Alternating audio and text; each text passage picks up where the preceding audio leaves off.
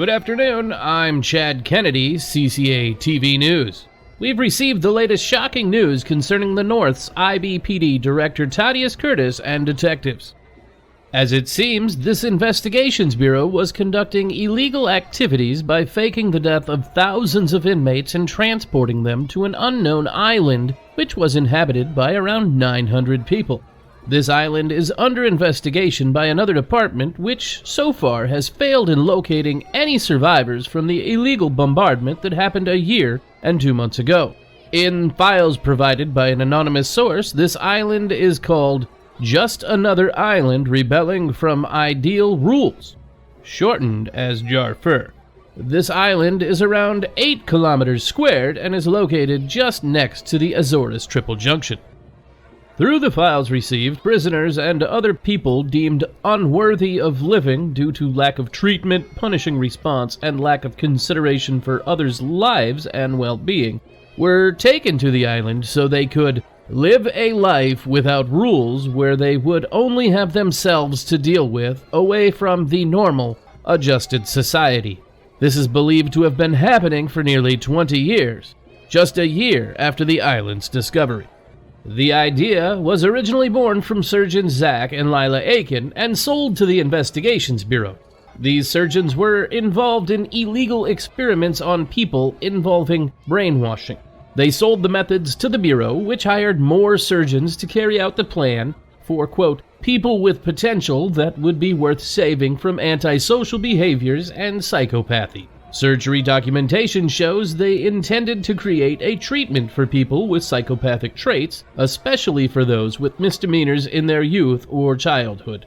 It is believed their first subject was their own son, Lael Aiken, also a member of the Investigations Bureau, who had several arrests when he was still a child, showing early on some antisocial behaviors. It had been noted that this detective was cured and had been living a normal life until he was sent to the island where he regained his memory, and it is believed he became a serial killer. A couple of months following his return, he now finds himself facing a conviction in connection with the murder of his own parents.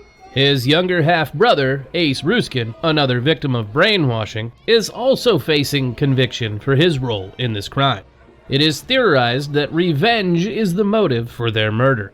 The last time they were seen, they were accompanied by an unknown fugitive female inmate. She escaped the HSC prison with the help of 2 other life-sentenced inmates, murdering 15 guards. Their whereabouts are unknown, but intervention police are doing their best to find them. They are considered armed and dangerous, so if you are to see them, please inform authorities immediately, but do not get close to them or attempt to apprehend. My name is Chad Kennedy, and you're watching CCA TV.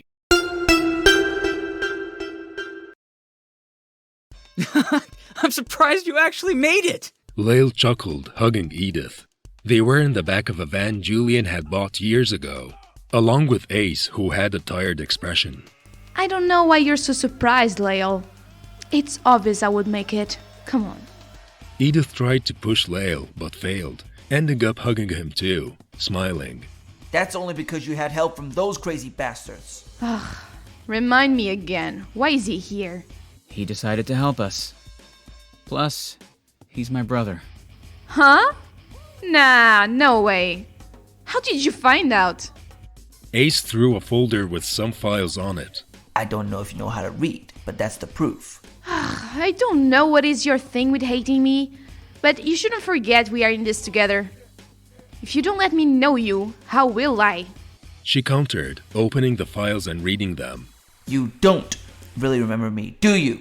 Oh, well, I do now, but I remember that I knew you back in the days I was coming here, but apparently we knew each other because we both have been several days in the same fucking brainwashing clinic room back then.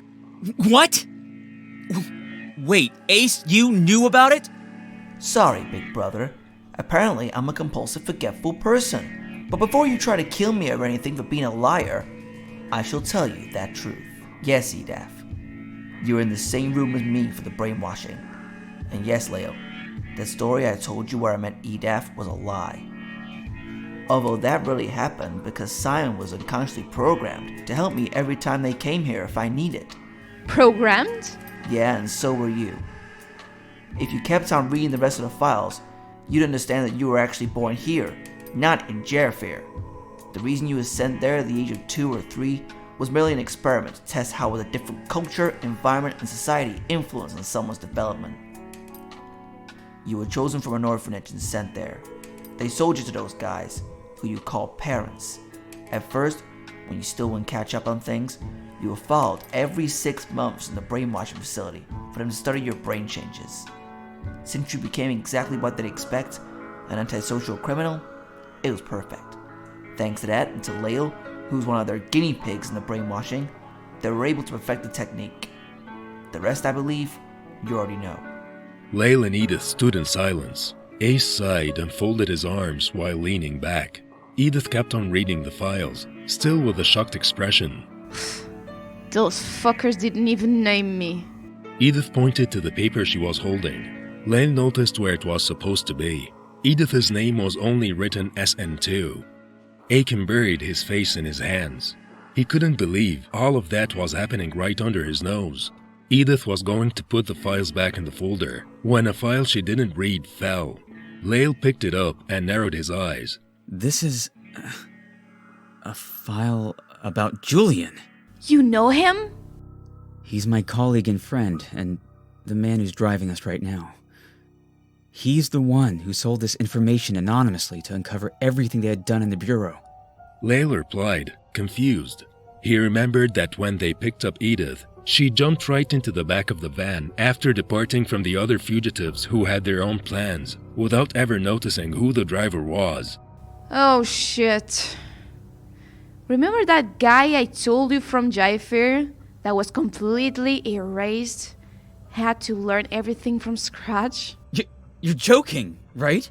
Oh man, the world is really small.